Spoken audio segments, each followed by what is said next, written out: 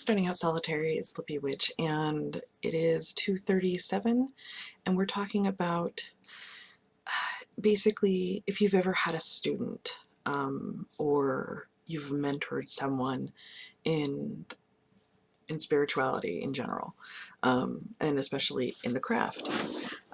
Now, for me personally, I don't see myself having been a teacher of a sort because I'm still learning. It's been years, and I'm definitely I'm not a novice, but I'm like right there to moderate. um, so I don't really feel comfortable being like a formal teacher. Um, However, there has been one or two people. My best friend, I have mentored him a bit. He had a lot of questions, and especially in divination with like tarot and oracle cards, crystals, stuff like that. Things I do know at least some information on, um, but it was never anything formal. We didn't just sit down and be like, duh, duh, duh, duh, duh, duh. Um, it's just like if he had a question, I'd answer it. If I didn't have the answer, I would recommend places where he could find reliable sources, books, people on YouTube to watch if he wants to see like things being acted out in like spell work or whatnot. Um, I mean, it's gone fine, and he has gone off onto his own. He rarely asks questions about it now, and that's fine, you know.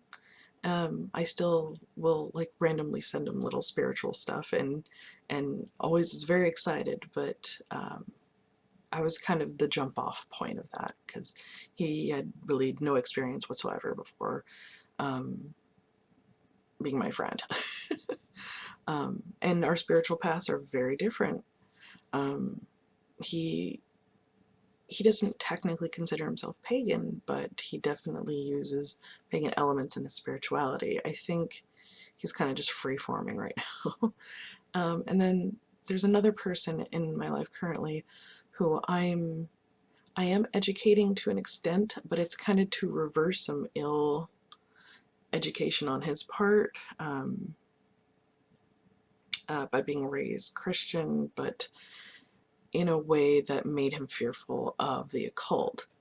Um, so he would bring up like the upside down pentagram or tarot cards and just a bunch of stuff that there's a lot of superstition with and taboo. And I just broke it down very baseline and explained why this isn't true or why this is the story that everybody tells about it, what they're actually used for, um, and what things mean in paganism rather than outside people telling what those symbols mean when they don't use those symbols. Um, and though it's not necessarily like formal teaching or even teaching like spell work or tarot or anything, I am educating him on, I'm correcting inaccurate information. And that's how it goes. I do not go out and look for people to educate.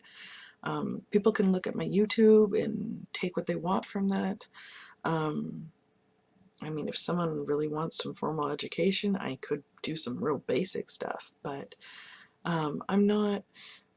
Funny enough, my mom and my sister are teachers, my grandma was a teacher of a sort, and there's a lot of teachers in my family and things that fall onto teaching something.